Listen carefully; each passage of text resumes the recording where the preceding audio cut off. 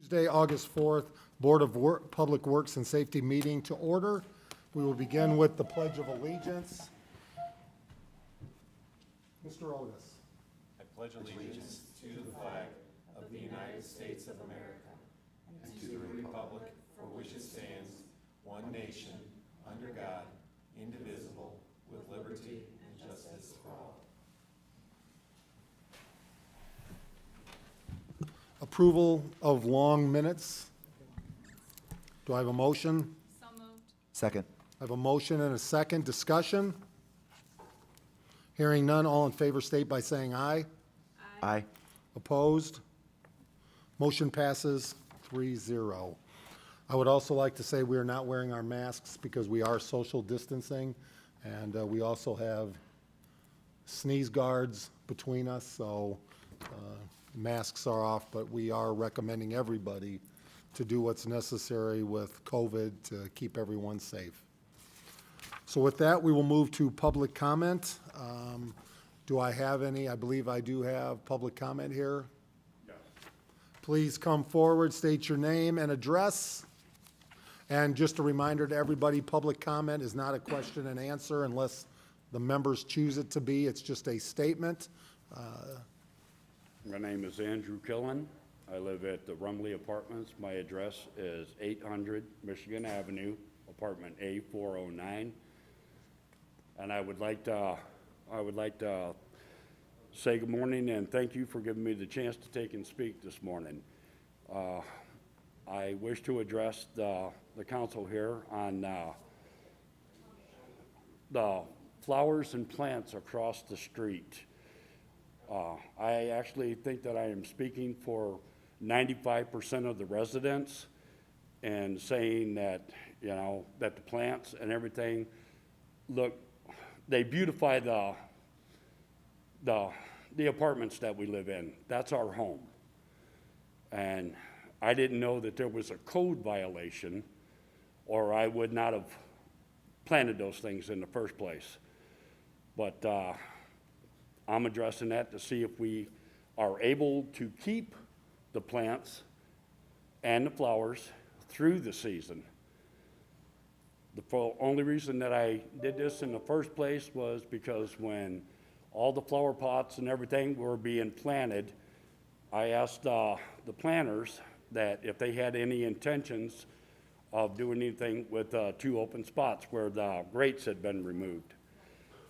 They told me no at that time, so I took it upon myself to dig out the busted up concrete that was down in there and remove all the extra seedlings that were coming up from the saps of the trees. And then I went out and I bought the materials to take and place it back in there. Since then, we have had numerous accounts of, you know, agreement, but, you know, and pleasure from all the residents. And, excuse me, I'm not a very good speaker. I've never done You're this doing before.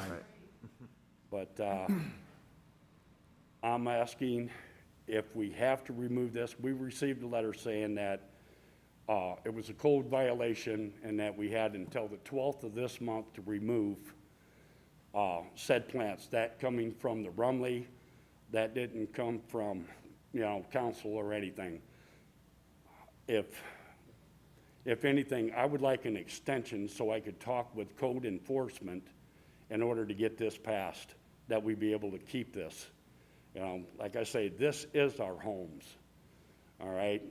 I'm just trying to add to the beauty of the community. I don't want to cause any problems or anything like that. And we've been told that we're not allowed to have lawn chairs out there when there's not enough seating on the benches. We were told that we're not allowed to have the additional seating out there, or power scooters or personal chairs where we convene in the evening. You know, we would more than likely go over here to the park, city park. But as you all well know, you know, there's issues going on in there. And a lot of our residents do not feel comfortable going across the street. Right now, I can't think of anything else unless two of my colleagues here, our residents, can add to what I might have forgot. Andrew, you've more than covered it, thank you. And I would, again, since we won't be asking questions, he was kind enough not to throw me under the bus because I was supportive of the flowers. When I saw them, I said they look nice. I didn't realize there were ordinances, and there are issues that if we start allowing each individual area, downtown and so forth, to beautify or do things in a different way, we are trying to have an overall plan for our downtown. So I can't say for the lights, but I can say that for the flowers, I was one that said how nice they look and so forth. And your heart, they're all hearts are in the right place. I think the park is the key to clean that up so that you can feel safe there. And we do have a homeless situation there that we're having some problems with, and we're trying to address so that you can go over there and feel safe. Okay? I know Mr. Otis is looking at me. No, probably- I think that's covered by the Business Improvement District, and I think you can file a petition with them, a variance with them to potentially keep that as well. So I think did you indicate you had spoken with Laura Cutler or somebody from, she's on the city council on the bid? Laura Cutler addressed Jackie, management, across the street, and Jackie told me that all the flowers had to come out. There was no more lawn chairs allowed out on the front for gatherings or anything. And then we just recently received a letter, and I've got it back here, that, who is it, code enforcement? Yes. What was his name? Jeff Batchelor, yes. Okay. Jeff is our code, and he is following proper code. Okay, So I think Mr. Otis is correct. The bid board and Laura Cutler will be the one to deal with this at the next bid meeting, which is, I think I don't know off the top of my head here. well, I'll get you that information of when that meeting is, because they're the ones handling the downtown beautification. okay, from the understanding that I've got is that, we have until the 12th. Okay. And I don't know if the meeting will take prior, be held prior to that. But if so, I'm asking for an extension Okay. so that we may address this and do it the proper way. Mr. Otis will get you that information when the next meeting is. We'll come across and see you. All right, thank you very much. Thanks. Thank you for your time. Any other public comment? Hearing none, clerk treasurer, claims approval. Sorry, Courtney, real quick, the next bid meeting is on Monday, August 10th, so next Monday at 5 PM, and they're here at City Hall. All right, Yep. We have payroll for July 24th, 2020, in the amount of $420,975.46. I move we approve the payroll. Second. I have a motion and a second. Discussion? Hearing none, all in favor state by saying aye. Aye. Opposed? Motion passes 3-0. Civil city claims in the amount of $1,305,826.09, which includes August 2020 health insurance, and it also includes $743,666.51 to Walsh and Kelly for street paving. That was already approved, so it shouldn't have actually gone on the docket. Just an FYI, because it was already approved. Do I have a motion? So moved. Second. I have a motion and a second. Discussion? Hearing none, all in favor state by saying aye. Aye. Opposed? Motion passes 3-0. And by the way, if you'll notice all the COVID spray bottles, we are doing our part to, try to keep everyone safe. Sewage claims in the amount of $1,291,803.77, which includes August 2020 health insurance, sewage bond payments, and then the normal August sewage bond retirement transfer that we do. I'll make a motion that we approve the sewage claims. Second. I have a motion and a second. Discussion? Hearing none, all in favor state by saying aye. Aye. Opposed? Motion passes 3-0. And then finally, we have water claims in the amount of $82,745.92, which includes August 2020 health insurance and the August bond transfer, SRF bond transfer. Move we approve the water claims. Second. I have a motion and a second. Discussion? Hearing none. All in favor state by saying aye. Aye. Opposed? Motion passes 3-0. That's all. Thank you, Clerk Treasurer Parthone. So we're going to move a little bit. Normally, I would go to department heads, but we're going to put that on hold here for just a moment. We do have one item, and Mr. Magnuson is here, so we can get him in and out of here pretty quick. Mr. Otis, acceptance of the lift station for Legacy Hills. Yes, and I believe Jerry Jackson is on Zoom as well. Jerry, can you hear us, Jerry? Yes, can. All right, so Okay, Jerry so- Jackson on as well. This is the second lift station that the city has accepted from Mr. Magnuson's, the different businesses that he's had over the years. But the part of the agreement here was Mr. Magnuson got the lift station to the standard or quality that the city has for lift stations. This also includes various easements to access the lift station and other utilities that are served by the lift station at the Legacy Hills golf courses. So I don't know if, Mr. Magnuson, if you have any additional comment on that at all? No? Okay, so we would, and I believe Jerry seconds the acceptance of this, and if Jerry has any specific comments that are outside my, the legal side of it. Jerry, anything you would like to add? Mr. Magnuson brought the lift station up to our city specs. We've looked at it and inspected it, and it's good. It's up to specs. We took over the rest of the infrastructure for Legacy Estates way back when that was constructed. So this would be the last piece of that. So do I have a motion? So moved. Second. I have a motion and a second to approve the lift station from Legacy Hills. Discussion? Hearing none. All in favor state by saying aye. Aye. Opposed? Motion passes 3-0. Thank you, Mr. Magnuson. Appreciate the work and. Mayor, I saw you on social media, you shared something that Mr. Magnuson had helped with Fox Park as well, is that right? Yes, I was going to say thank you for the new stairs going up Fox Park. Amazing, and handrails are on their way, correct? So thank you and the Park Foundation Board for all the work out there. Looks fantastic. Thank you very much. We're also going to now move to, while Mr. Kosher is here, because he has a couple meetings to attend to, we're going to kind of move down to the LexisNexis Police Department. Chief Breton is on. You can hear us, Chief Breton? Yes, I can. And I'm going to go ahead and talk about this. I've been somewhat involved. And LexisNexis is a program, you know, we have a situation in LaPorte here where we're down to, we're supposed to have 46 police officers. We're down to 33 total. I think it's 31 active.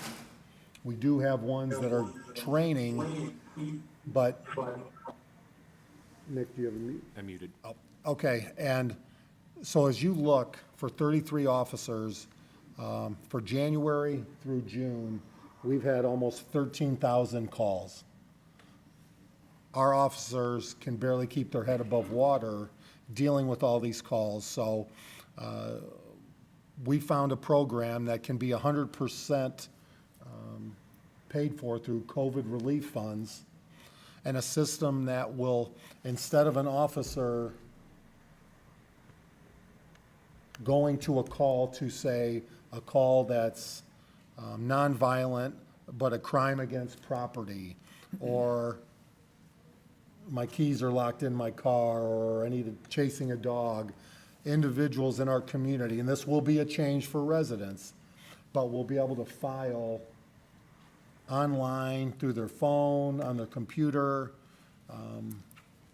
the complaint, and will free up the officer from having to go to the home, take the report, go back to the city or to the police department, file the report and so forth. and we'll clean that up. Chief, is there anything, and I've got some more points that I'd like to add once we have a motion. Anything you'd like to add to that? Just that we looked at another program that's tied with our current RMS, which is our report writing system. However, we've been using that for 5 years and it's very non-user friendly. This system is very user friendly. They can use their smartphone or tablet. We're going to have a keyboard in the front lobby if they wish to come here, if they don't have those devices.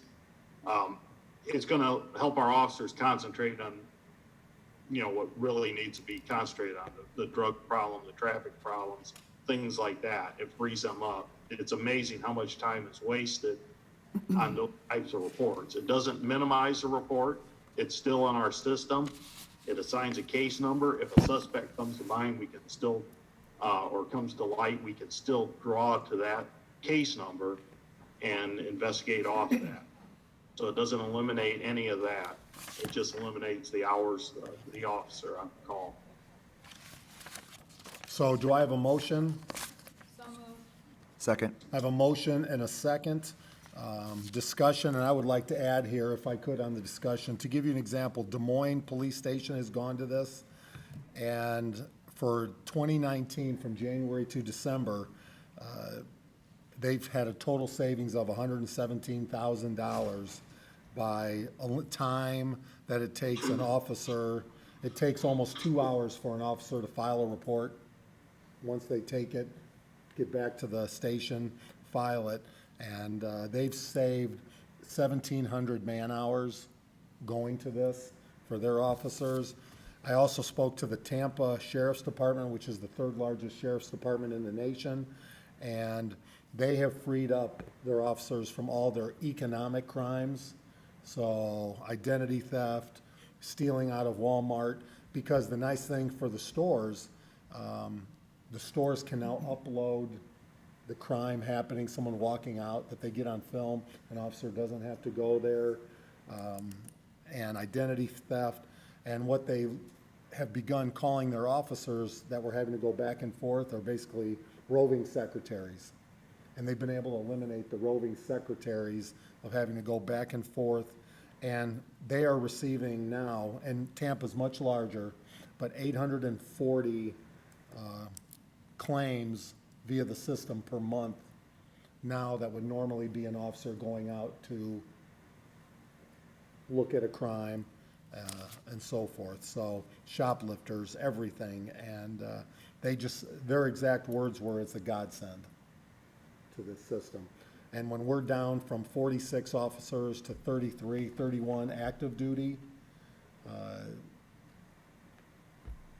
we're gonna have to deal with officers leaving, and we'll talk about that more, but we have to start allowing them to focus on what's more important, and it's gonna change for the residents and how the residents deal with crime. But we have to do something, and I think this is a way to focus on getting officers back in the neighborhood. So, Jessica. So COVID, we're going to be able to use COVID grant funds to cover the purchase of the software. Reimbursed, correct. Reimbursed. So we'll be reimbursed after the fact. Yeah, I'm not quite sure about how the payment works. Is this paid by transaction or by Chief, report? Howard, when you talked about the payment, it's all upfront, correct? That 23,000 is upfront. Right, and that was a 2-year agreement. And then Nick talked to him on the contract. I think it's a 45-day cancellation. We have to give them if it doesn't work out for us. And also tied into that is our accident reporting. We get LexisNexis handles our accidents. When somebody buys an accident, we get a percentage of that, buys a copy of that, and that also ties into this. We get that back. So that isn't going to be the total cost, obviously. What he means by that, so if anybody gets in an accident, you need to buy the crash report, you can go to buycrash.com. They charge a fee for that, Lexus does, and we get a cut of it. And what Chief Breton is saying is, our cut, let's say it's $3,000 each year, will be taken off of that 21, what the. A credit towards. Credit, the exactly, students. yep. So after Right. the initial $23,000 payment for the 2-year contract and maintenance agreement, there will then be an annual agreement signed If we don't cancel the contract, it will automatically roll over. and renewed. Yes, yep, a year at a time. And Chief, one of the things Tampa also said was that for those individuals that are elderly, that want to still come in and file a report, they have individuals like our recorder's office that could file that for them. And Tampa does not use officers, but they also use civilians, so we free up officers' time. And I don't know if that's an option that you're thinking about at the city police station. Yeah, I've thought about that several times. That's something that's been into, I often refer back to one of my best friends is on Phoenix. They do that for years. They've done it for years. If civilians take the report, they can still enter that in our system. And that's for people, because not everybody has the smartphones or tablets, whatever. That's something we've helped them out with, yes. So Chief Breton, so it sounded, I think you had mentioned that there's going to be a kiosk like at the police station, so someone could come in person. Let's say if they don't have internet access, whatever the case is, they could do that in person and potentially even get some assistance there, correct? That's right. We'd have a keyboard. We would protect our end of it, our hard drive or whatever. That's for the computer guy, the actual unit, but we'd have a keyboard and a screen, yes. And if they needed help, and while we're there with our records personnel, we can help them out with that. The last time when we talked about this, one of the things that I was thinking was some situations they may want a follow-up on, someone does file the report electronically and wants a follow-up. Is that something that with the system, someone will be able to sort of maybe check a box in which someone could follow up? Again, doesn't have to be a police officer, but could be Yes, they another will. employee, And if right? they find something, say they had something stolen from their car and they make out, or they can also supplement that if they find something more later as well. Okay. It's very, they'll set that up with us and we'll customize it to us. It customizes to every department. Everyone's a little bit different. Richmond, Indiana uses it. They don't have as much as what I was planning on putting on it. But like I say, it's custom for each department and they'll work with us on it. And so Also assured me they can have this up and going in 3 weeks. my last question is just with most of these types of calls, are they coming in through 911? Are they coming in through the regular phone number? And kind of how would I'm sure most people won't know this is available to them until someone tells them. So is it, unless they catch it, somewhere, but how will this be triaged? Will the 911 folks maybe, or whoever's taking the phone call say, well, we're not going to have an officer come out. Instead, can you please go to this website and enter the information? How do you see that working? Yes, they'll have the dispatchers. Some of the calls do come through the 911 center. Some come through our desk, but they will be provided a link to get into that, and they'll explain to them. And that's also going to be whoever is assigned our desk. The 911 center has a different dispatcher each day for each department, each shift, and they would all ask them, do you want the number? Do you want the link? Do you want a text message? They'll offer that to them. They'll be provided that information. Imagine we'll have some speed bumps with that for a little while, but Well, it'll be a change for residents yeah. in our community but it is working at these other departments and these other communities, so. How long were they in place in Florida and Des Moines that you referenced? Florida has started in Des Moines was 2019, January of 2019, and Florida was January of 2020. And it really played I'm in. unsure on Richmond. I'm unsure when Richmond started. I think they've had it a little over a year and a half, maybe. And Tampa said it just played in perfectly with COVID, having officers interact as much, so they were glad about that. Lexis is a huge organization, in the legal world. Law firms generally use either LexisNexis or Westlaw for legal research. We don't use legal books anymore, and our law firm uses Lexis, and his customer support's great. when we've had issues, they're really responsive. So I've been using them for 13 years now and really enjoy it. Now, the one thing we'll want to confirm that I said is, that the state will still allow the 23,000 to be reimbursed even though it's the 2-year term. And we want to make sure that that's covered. Because I said that, and I know we spoke to, which department is it? Indiana Finance Authority? Finance Authority, and they said it would be, but some of the rules have been adjusted. We Okay. want to make sure that both years, if we pay up front, will be covered. And it looks like, Nick, that the police department will be signing these papers. They need, So just give authority, yes, if it's Chief Breton, I would just ask the Board of Works, give Chief Breton the authority to execute it. And Courtney, or Clerk Treasurer Parthone, do we want to confirm before we sign that the 2 years are covered under COVID? yeah, I can call today. Thank you. And if not, are you comfortable? I think that in the long run, regardless of whether it's covered by grant monies or not, we should find the dollars because it's going to help in the long, it appears to, based on the research and the other departments you've talked to, it's going to help save money, resources, in the long run and will more than pay for itself. Yeah, I agree. I mean, even in that situation where it's not covered because of the 2 years, I would imagine it's still at least the one Through half of December it could be covered, right? 2020 is covered, yeah. Okay, so maybe a little less than half, but overall, I agree, though. I think it's wise, long-term. I just don't want to put it on Courtney's back because, again, financially, we're, like everybody else, have to be Right. appropriate with the dollars, so we'll push that, though. So I do have a motion and a second. Any other discussion? Hearing none, all in favor state by saying aye. Aye. Opposed? Motion passes 3-0. Nice work, Chief Breton.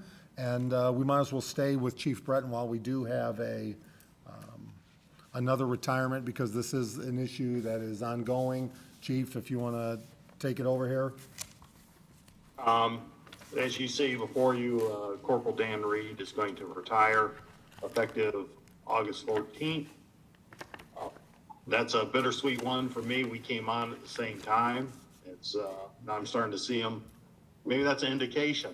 But he's going to work at Franciscan. He's been working there part-time for the last year and a half. With the new hospital in the Porte, they offered him a full-time position. Obviously, he jumped at it. He said 27 years with the city, it's time for him to move on. So I ask that you accept that, and then on the flip side, permission to hire. So do I have a motion? So moved. Second. I have a motion and a second. Discussion. I'd like to thank Dan Reed for his service. That's a long time. We wish him well. But more importantly, it's bringing to light a situation that we have. Everybody wants to feel safe. We're supposed to have 46 officers. We are down now to 31 active officers. We have 2 on light duty. We have some in training, but in training it takes, what, Chief, 8 months, 10 months before they're actually available of use? Right, and right now, we need to hire 6 out of this next group. And we have 3 at the academy that started yesterday. That's 14 weeks. And so people can walk away today based on our pay scale and make $10,000, $20,000 more in South Bend, Chesterton. I've included a packet on what some of the officers are making in surrounding areas, and nobody wants to be a police officer these days with everything going on in our nation. So we're going to have to find a way to address this because there are other officers that are looking to leave as well. And we cannot put our community nor our residents, nor our officers in danger. And we have to be careful of that situation. Right, it's gotten very competitive with the lateral transfers. You know, when I signed on when I was sworn in with Chief Samuelson and Mayor Gonzalez, I remember them asking me if I give them 20 years, and I said absolutely. but things have gotten so competitive when you can drive, 15, 20 miles and make $10,000 more. It's just crazy. It's hard to keep people, and you can't blame them. And then you throw on that we have 13,000 calls in the first 6 months. They're chasing their tail. So with that, this program, the LexisNexis program will help, but we also are going to have to address the pay scale for our police department in some fashion. And our officers are excited about the LexisNexis. They're very excited about it because they see the relief. They can go out and do police work. That's what they say. And Chief, just separate of that, we know there's going to be those that technology won't be interested in making the upgrade. I would hope, or I guess I'm stating, there's no, sorry, you don't know how to use it, so we'll let you off the hook. The officers are going to commit to it and getting the Right. residents to commit to it as well. Right. They will. Great. So I do have a motion to accept the resignation and permission to hire. Any other discussion? I would just say, having grown up with Officer Reed in our neighborhood as a child, it is very bittersweet, but I've not talked to him since this point in time, but really appreciate his service and understand, you understand what they're going through and what's on their mind, and it's unfortunate, but do wish him the very best. All in favor, state by saying aye. Aye. Opposed? Motion passes 3-0. I'm going to continue on some voting before department heads. Sorry, everybody. But while I have Mr. Kosher here, new business, request for use Friday Night Live at La Stitch. Mr. Casey's here, would like to speak on this.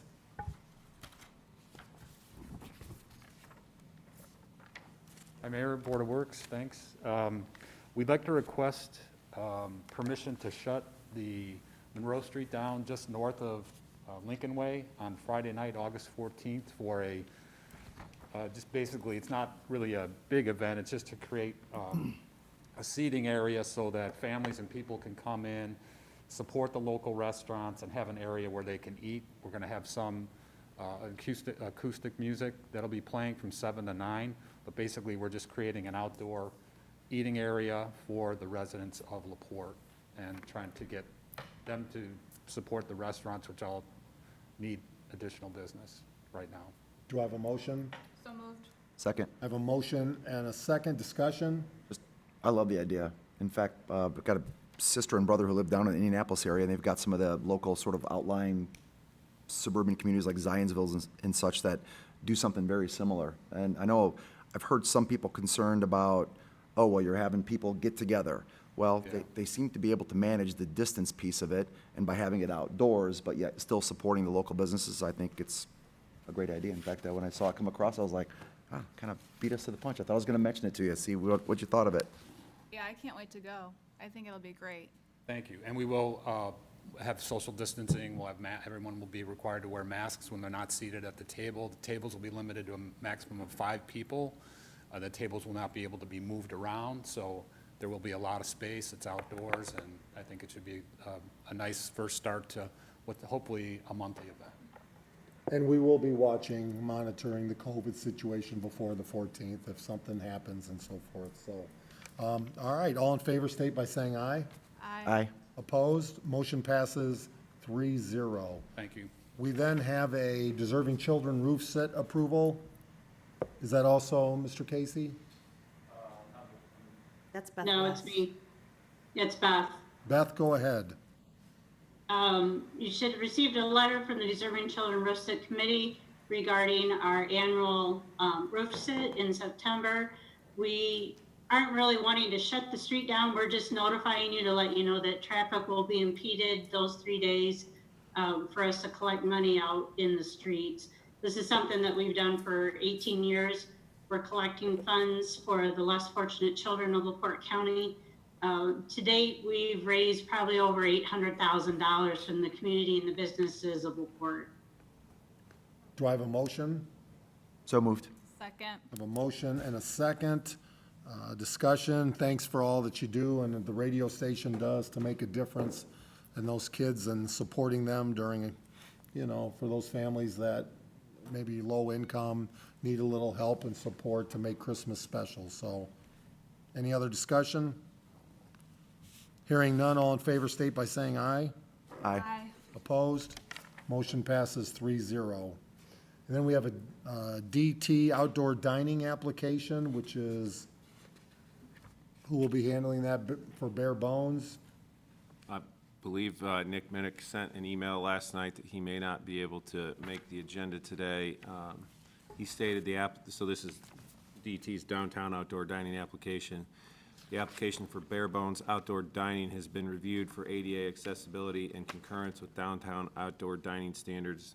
Their proposed configuration meets these requirements, and I would recommend approval. Do I have a motion? So moved. Second. I have a motion and a second. Discussion. Glad to see Bare Bones back at it and back open to the public, so that's a good thing. Any other discussion? Well, the only thing, the only concern that popped up in my mind, because I mean, it's a well-laid-out plan, is just kind of when they talked about the distances between, you know, I think it was the fencing and what would kind of be where you would walk along the sidewalk, where it said it's like 5 feet. It's outdoors, though, so I just thought I'd bring that up. I don't know if that's a concern for anyone else, or if that's an issue for us in, like, you know, trying to reinforce social distancing of 6 feet. I mean, it's, Oh, because of it being 5 feet instead yeah, of 6 feet. it's the only thing that I came to see my what you're mind on saying. this. But I still think that if you're inside the fence area, there's probably between yourself where you're sitting, the fence and that space a foot, I Oh, would right, because of guess. movement. So, because from the fence to the tree, lamppost, and bike rack is 5 feet. So I'm guessing that once you're inside the fence, there's probably give or take a foot. And you are yeah. outdoors, so that, Yeah, it's very minor, just the only thing that caught my eye there. No, you're right. great. We do have a motion and a second. All in favor for approving for Bare Bones, state by saying aye. Aye. Opposed? Motion passes 3-0. We have the acceptance of the lift station. Mr. Otis, is Andy Snyder back? This is the fire station purchase agreement, is that correct? Yes. Can you handle that for? Yeah, I planned on that. Asking for approval, this was previously, a few of the items regarding, this is the fire station on Boyd Boulevard in front of Walmart. This is the real estate purchase agreement. There's been a couple things that the board works previously approved on this. This is the actual agreement with the end user, M Details LLC, for a quick service restaurant. Do I have a motion? So moved. Second. I have a motion and a second. Discussion. Mr. Cook, anything you'd like to add? Mayor, I'm sorry, I couldn't hear Attorney Otis, but if there's any questions specifically, I'll be happy to try and answer those. Any questions for Mr. Cook? No, I mean, I think we've talked about this quite a few times over the last several months. I mean, yeah, no concerns at this point for me, yeah. So I do have a motion and a second. All in favor, state by saying aye. Aye. Aye. Opposed? Motion passes 3-0. Ice Miller Retainer Agreement. Yes, Ice Miller is a law firm in Indianapolis. The city's worked with Ice Miller in the past. The largest project being the recoupment of significant fees and costs for Newport Landing development. Actually, that dates back to Lee Morris. But this is for kind of a rebranding effort, Mayor, and maybe you could certainly comment on the rebranding portion of it. But the city needs to get some trademark work done, and this is outside the scope of what our law firm can do. So ask for the approval of that. Jessica Bruder and I did a conference call with them last week and feel very comfortable with the cost here on this. So do I have a motion? So moved. Second. I have a motion and a second. Discussion. I just would like to add that, you know, we're very excited about the branding that, in fact, Mr. Casey has led the charge on with Jess Bruder, and we're going to be announcing that probably early October, of sending LaPorte, you know, competing on a different level, starting to set higher expectations and recognizing how special our community is, and I think that we'll compete well, especially with our natural resources.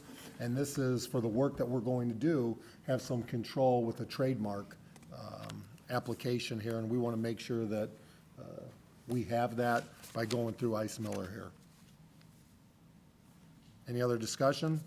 So to the extent of what the contract stipulates, is it primarily about trademarking, or does it go beyond that? Correct. So there's a couple things that need to be done. One, you have to research whether anybody else is using the trademark first, and then to register the trademark at the state and federal level. Bless you. Do we have an idea of, God bless you, Sneeze guards in place. two, thank Yeah. goodness, jeez. Sorry, do we have an idea of what I see the prices, Yep. their hourly rates, do we have an idea Yes. though of an estimated range, because I'm just not Yeah, finding it on the correctly. conference call, they had indicated anywhere from about $1,700 to $2,300 total to do all Okay. of that. Great. And that'd be the cost of filing the application and everything, so. Any other discussion?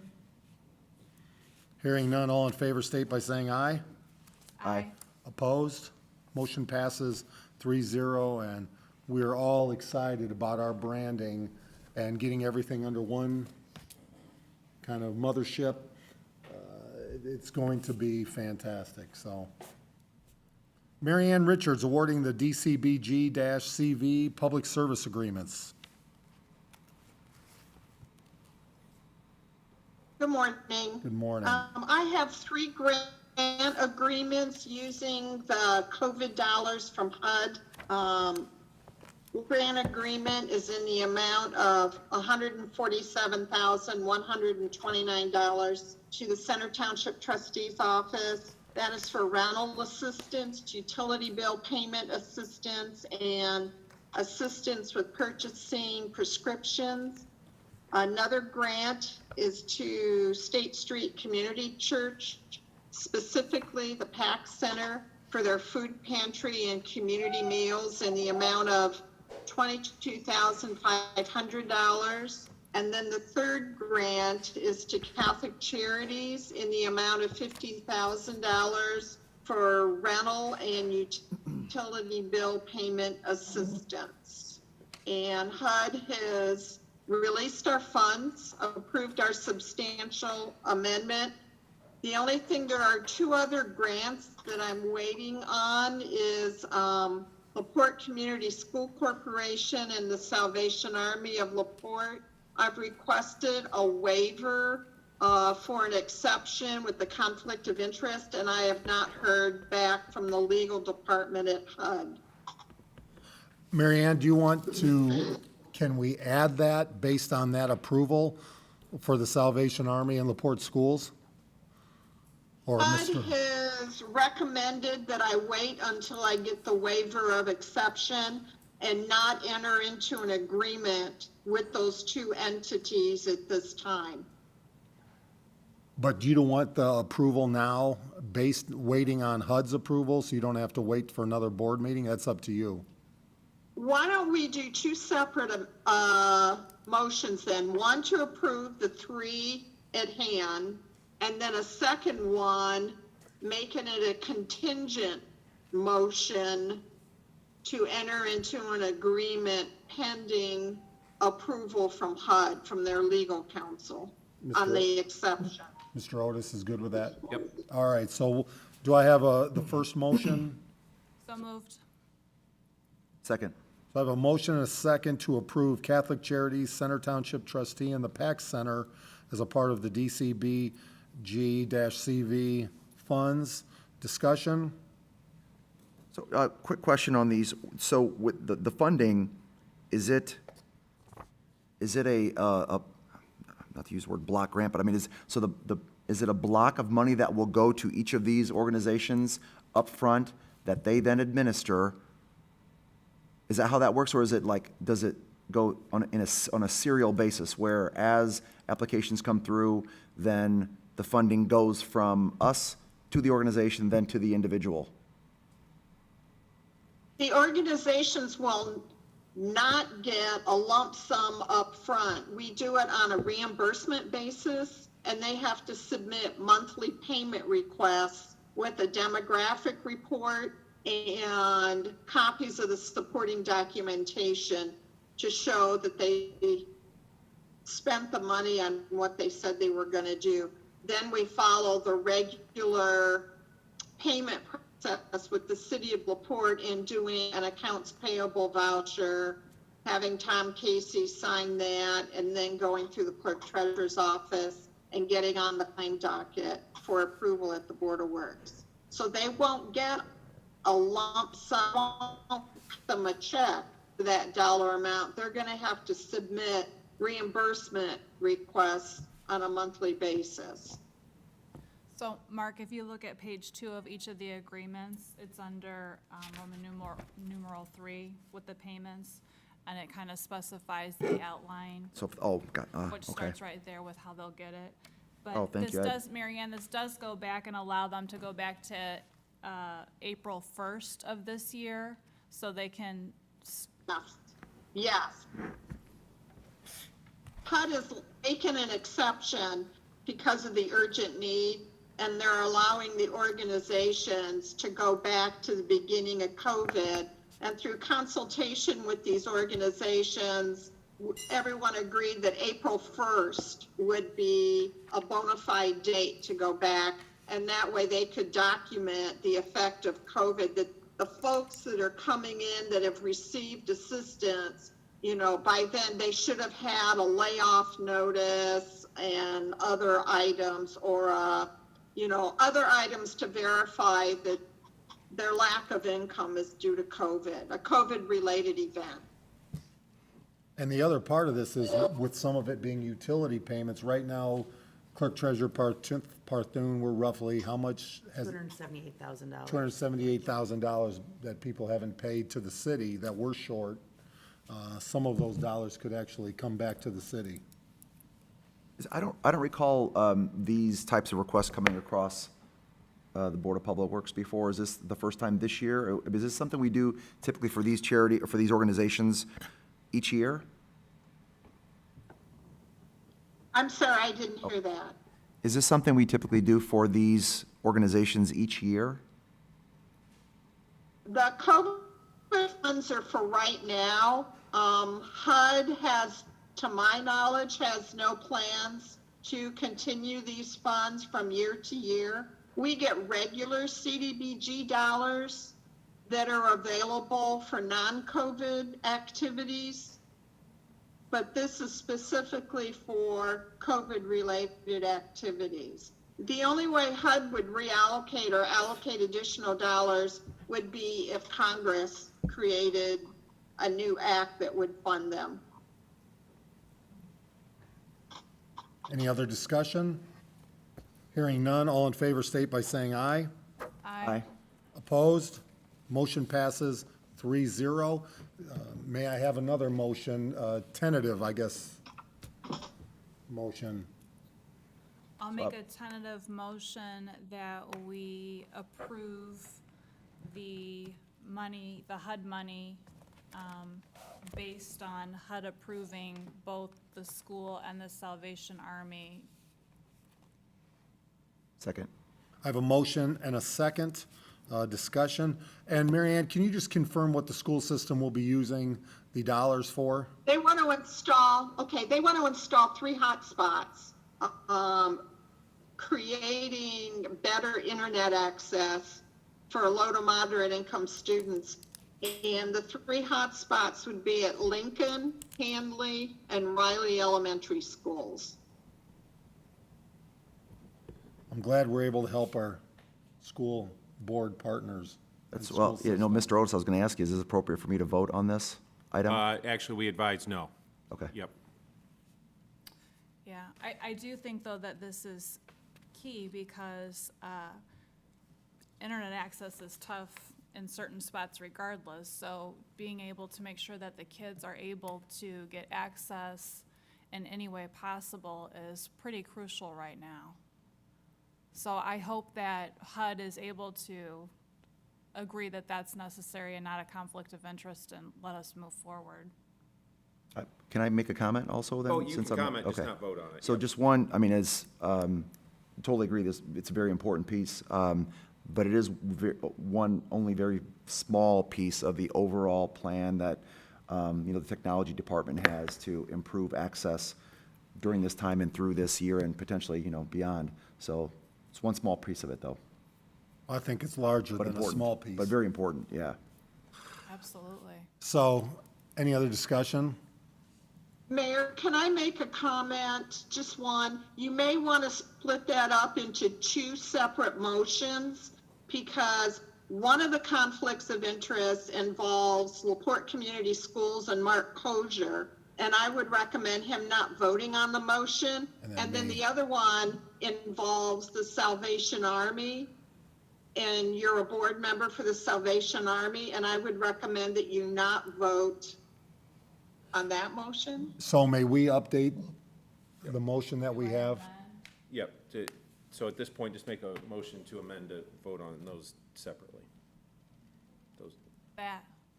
Can I So just say that? I have amendment to the motion. Do I have a second? Second. I have a motion and a second discussion. So the first one will be for the support when approved by HUD for the LaPorte school system. All in favor, state by saying aye. Aye. Opposed? I'm abstaining. Motion passes 2-0 with one abstention. Abstention? So do I have another motion? So moved. This is regarding the Salvation Army. Second. So I do have a motion and a second to approve with, when HUD approves for the Salvation Army. All those in favor? Aye. Opposed? I will abstain. Motion passes 2-0. Are you good, Mary Ann? I'm good. Thank you. Thank you. Tim Werner and Mr. Kosher, I know you have to. I got a few more minutes. Mr. Werner, then proposal for engineering services risk assessment. Yeah, the board, this is something that's required by the state. Deadline on it is June 30th, 2021. If you read in the contract, the $10,500 is the not to exceed amount. I feel like getting started on this earlier, we can really bring that down with some of the in-staff guys that I can use for some of this. My goal on that total amount is to cut it in half. I know the validation and stuff like that through the state costs a little money, but I'd really like to get going on this. We're also working on the water audit as part of this. I'm just asking for approval to get Nice Engineering starting. That way they can give our staff here at the water department some information that we can take off and run with. Like I said, I feel very confident we can really cut that down by getting started and using some of our own staff to do some of this risk assessment. Do I have a motion? So moved. Second. I have a motion and a second. Discussion? How often are we required to have the assessment done, the risk assessment done by the, Well, the assessment, this is a new program through the state, so assessment needs to be done just up front, and then we'll have to come with a 5-year plan to address any risks that they identify. Basically, with the risk assessment, okay, so we'll put a number to each risk that we find. The validation, we'll put their number to it, and then it'll be listed in priority stance then. So once we're done with the initial risk assessment, it shouldn't be any more cost. It's something that we can maintain in-house, work on the 5-year plan, and stay in compliance with IDEM and Homeland Security. will we, within our department, will develop the 5-year plan? I'm sorry, I couldn't hear. Will we develop the 5-year plan within our department? Well, that's got to be validated through a third party. That's part of this proposal. So they'll come up with the 5-year plan, then we'll be responsible for implementing the plan in-house. Any other discussion? Hearing none, all in favor state by saying aye. Aye. Opposed? Motion passes 3-0. Jerry Jackson, truck quote. There's no similar risk assessment requirement for wastewater yet. but don't be surprised if that shows up. I wouldn't be surprised. Truck quotes, I sent out to all the board members, Mayor. We had our supervisor, collection system supervisor had a truck. It got beyond its useful life and we sold it in a city auction. And instead of replacing it, I said, hey, take this existing van we have. And that kind of worked okay, but not great. He couldn't haul materials around. And now I've got her doing a bunch of stormwater work for me. And so she's using her own vehicle. I'm using my own vehicle. And it's time to kind of fix the situation. I got 3 quotes. One was from the state of Indiana when they do their quantity purchase agreement. That Greenwood Ford, 29,441.9, 29441.9. Castle Ford over in Michigan City, 20,344, so 2834. And then Dave Taylor, which is what Big Ford here in town, they were at 31,350, 31350. So Castle Ford was the low quote for this pickup truck. It's a 1-ton Ford pickup truck, and I would recommend that we award the bid to Castle Ford. Do I have a motion? So moved. Second. I have a motion and a second. Discussion. Jerry, so the van will then go back to being used by yourself or Lori when you need to make runs? That's correct. It's kind of the office staff's van that, that we've in the past have been in.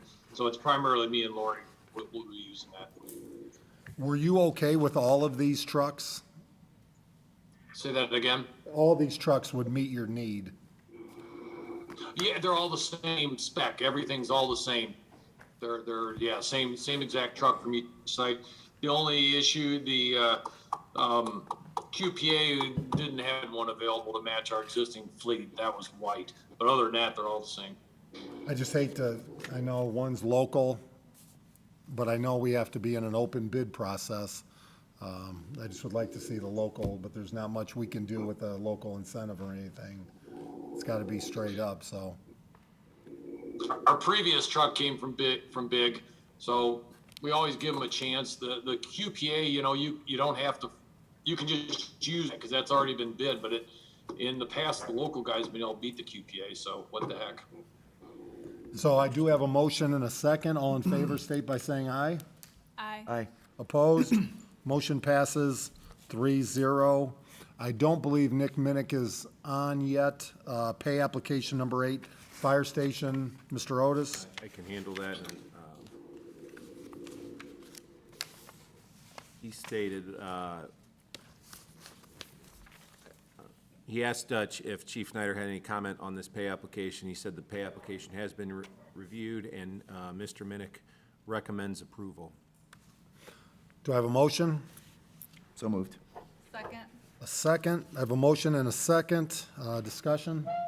I went on a tour yesterday of the new fire station. It's beautiful. It's complete. I think they're working on some things that the actual firemen are able to complete so that it takes some cost off of the, Final. yeah. So they're doing some grass outside. The street department's been a huge help. They're taking down a lot of weeds and bushes, and it's beautiful. It's gonna be great for that area.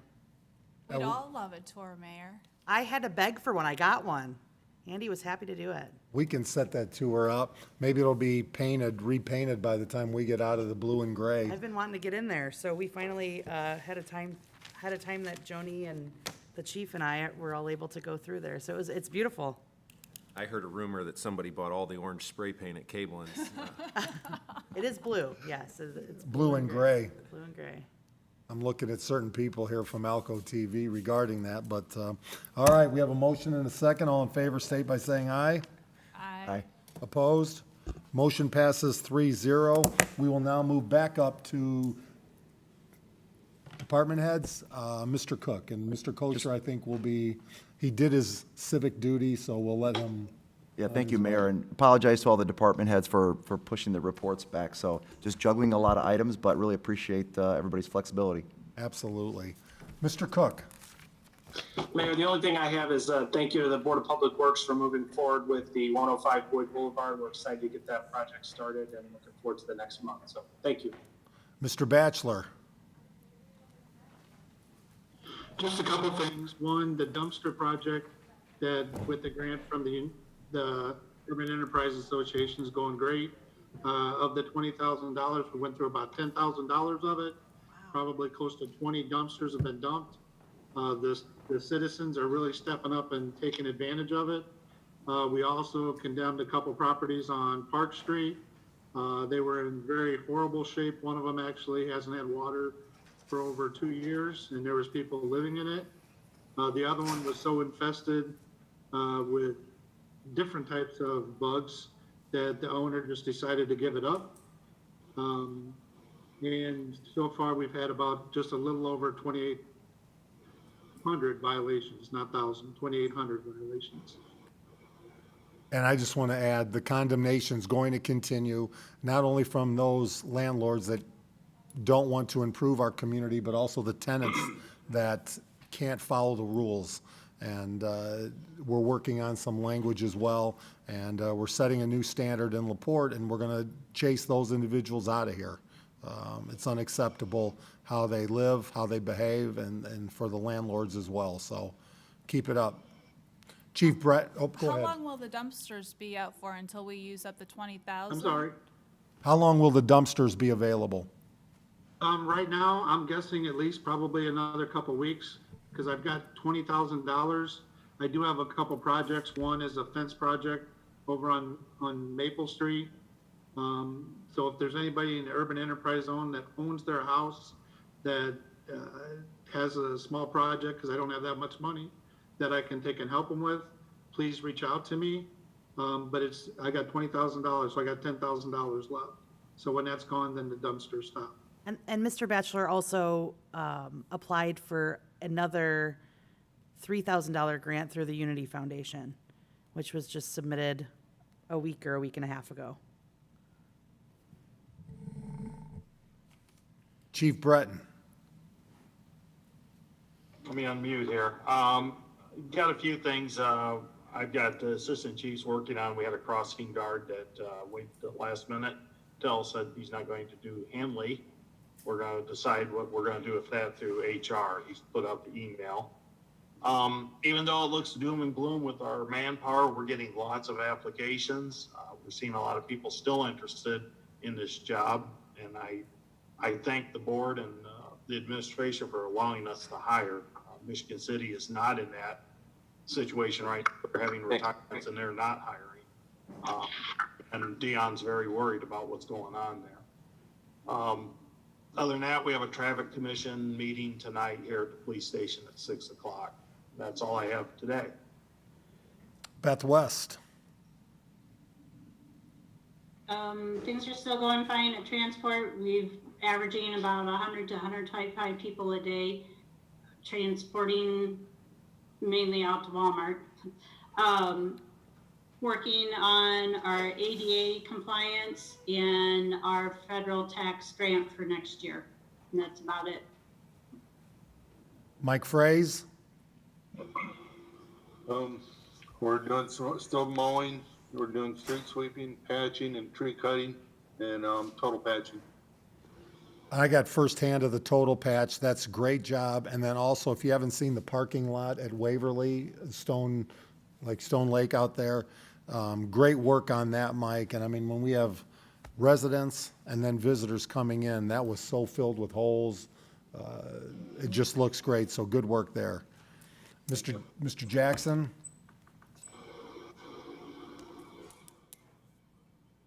Jerry? There we go. Get myself unmuted. Yesterday we had the pre-bid meeting for our Lakeside project. We'll receive bids for that project on Monday. We had a lot of interest. We had 7 contractors via Zoom on the pre-bid. After we receive bids on Monday, we'll review them, distribute them to the board members so they have a chance to take a look at them. and then present them to the board at the next meeting, the 8/18 meeting for action. Mr. Warner? We're still waiting for, the quote to come back on our Kankakee #2 pump. A couple weeks ago, I asked for emergency approval to get that pump pulled. It's one of our, main production wells. Good news on that, there wasn't a hole in the casing. It's a pump issue, so we're waiting for that. Staff here at the water department have started the water audit process. That's another state requirement that, we're really saving a lot of money by doing that in-house. We have a couple new people on staff within the last couple months. One just started this week that has really taken the bull by the horns and really stepped up on the water audit. So I think we'll be able to save a lot of costs by doing that in-house. Other than that, we're just continuing to move forward with our cross-training program, get more operators on staff here at the water department. Then the next couple of years, we got a lot of staff getting ready to retire. So we're moving forward with that. That's all I have. And I just want to remind everybody with Mr. Jackson and Mr. Warner here, wastewater and water, we've got $81 million worth of infrastructure work because we are an old community, and I'm not saying it hasn't been addressed, but it has to be addressed now. And we're going, when we have, I'll use the letter and number streets, when a heavy rain hits and you step out into the street, and I was there firsthand, knee deep in water, and then the water flowing back into people's basements.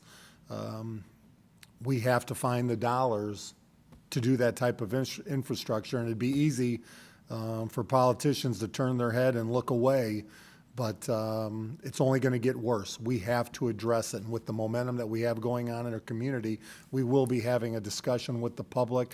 We'll be offering tours, meetings at each of the departments, and I know most people probably think water and wastewater are boring, but you get out there and take a tour of all that they do. It's an amazing process. So we will be talking with the community about that. Mayor, I'll say on that, the 3 years our firm's been working with the city, I've lived in the city my entire life, and I didn't know much about stormwater, wastewater, water, but these combined sewers that we have, and I think that's what you're getting at. That was the standard 50 and 100 years ago, and it's really dangerous when you have bad rainstorms, because when you say water backing up, that could be human waste backing up into somebody's house too. So I think the city gets a lot of criticism for Newport Landing the way it was. Well, we didn't make it that way. That's how people handled environmental waste 50 or 100 years ago. We're trying to clean these things up, but it is not cheap. I think our Jerry and the water department, Nick Minnick, are working hard. When we redo a street, we're going to try to redo the utilities under those streets at the same time. So it's not a sexy thing or a cool thing for the city, but it has to be done. You flush the toilet and don't think anything of it, but that stuff's got to go somewhere. Water's got to go somewhere. Until it comes back in your basement. Right. Then that's a problem. And when you see what cable bills are, NIPSCO bill, phone bills, $80, $70, $60, $100, and our water and wastewater right now are what, again, $16 each roughly? Yeah, about 50 cents a day for water right now. 50 cents a day, sir. And Jerry? Yeah, and the sewer bill for a minimum bill is around $16, around 22 for an average, and yeah, we're way cheaper than the cable bill, of course, and we're considerably cheaper than the state average for communities our size. So there's these kind of infrastructure projects aren't glamorous, but they really impact people's lives. If it's a new street or the sewer that doesn't back into your basement or a good supply of water, those are huge in people's lives. Thank you. Mr. Schreiber? Yeah, we finished up a couple playground updates. We did a new swing structure at Hastings Park. That was funded by the Park Foundation. Warsaw Park received a new play structure funded by the UEA. So both of those are up and ready to play. You mentioned the stairs earlier. We were pretty excited to get those old crumbling stairs down by the amphitheater, new stairs up. That's a Park Foundation funded project. And the amphitheater continues to come along. I think the first phasing of it, everything that will be done by this year will be done probably within the next couple weeks. And we do have a movie night at the amphitheater this Friday. That's put on by Downtown LaPorte. I believe it's Pets 2 is the movie. So it's a kid, family-oriented night. And then we have our final night bike ride of the summer. That's on August 14th, taking off from the Civic. And plenty of information on our website and on Facebook. And Mark, the color of the playgrounds are really cool. I mean, you really brightened up those areas. It looks good. Yeah, you know, you want to make them kid-friendly and be attractive and pull the kids in. And we've seen quite a bit of play over at Warsaw already this week. It just went in, was finalized last week, but I've driven by a couple times and seen kids on it every time I've gone by. So that's always real gratifying. You should have seen Mr. Otis get so excited when you mentioned Pet 2 is the movie in a couple weeks, so. And Foodie Tuesdays start in about 15 minutes. So Del Portable Weekend down at Unity Park. They're there till 2:30 today. Great, thank you. Mr. Snyder, we just proved color changes on the new fire station, so you missed that, but go ahead, looks good. All right, so we're going with pink, right? Talking about the new fire station, yes, we are all but complete with the new station. Larson Danielson turned over the keys and a lot of the manuals yesterday. Just a couple of punch list items for them to take care of. So we will set a hard move date here within probably by the end of the week for that to take place within the next couple of weeks. So looking forward to that. Things have went really well. And also I'll be heading out here in just a few minutes for Turtle Creek, Arkansas, to deliver that truck that was approved to sale at last Board of Public Works meeting. But things are happening. Drive safe, and when you get there, if you can get that extra $5,000, don't hesitate to get it. I will see. If I had keys for the truck, I'd try to hold it on them, but it doesn't have keys. So. Mary Ann, anything else? Okay. I have nothing else. We do have a new employee, Sarah Nimitz. Nick Minnick isn't here, but she's working in the engineering department. Fantastic experience, her and Tom Casey. Well, and I'll let Tom, since he's here, talk about Grace. But Sarah has already made an impact here. So Sarah, anything from the engineering department? No? Great. So with that, Mr. Casey, anything you'd like to add and maybe introduce us to Grace? Yeah, we're very lucky to have hired Grace Roman, Downers Grove North graduate, also went to Valparaiso University, and has a master's degree in geospatial communications. So a lot of really exceptional skills that we're gonna put to work here at the City of LaPorte. She's been a huge help to me, and just really looking forward to working with her. As far as a quick department report, Flaherty and Collins is finalizing that. Their side of the deal should close probably today. And then after that, the bonds will be sold and issued. We've got bike lanes that we're laying out on a GIS system right now. We want to get people, there are really no bike lanes in the city of LaPorte or bike signs. We've had a trails plan in place since 2013, so we're going to initiate that plan. We've applied for several different grants to get money to do that, but the idea is to get a safe route from downtown LaPorte to Stone Lake and back. So we've already created that mapping system out. The BZA is very busy. There's several applications for signs, accessory buildings. We've also got one for a new business, which will be presented next week, which is a very good news. I can't talk much about it right now, but it's going to be a good announcement when that gets completed. And Grace Roman is right here, in fact. Grace is right here. Grace, if you want to step up and introduce yourself real quick. Nice to be here with you all. I'm Grace Roman. I'm new here. I've been here for about a month or so. I graduated from Valparaiso University in the spring of 2017, and then I went on and graduated in the summer of 2019 from Missouri State University with my graduate degree in geospatial sciences. I'm really excited to be here at the city of LaPorte. I think the city has a lot of potential, and I'm excited to help kind of coordinate its growth and help kind of foster some sustainability. So I'm really excited about being here at the city. Great. Welcome. We're happy to have you. Sarah, maybe we could shake Sarah up here really quick. But Grace and Sarah both work for DNR. They bring a wealth of experience, and they're already adding to an already great team quality that we need to shake things up here.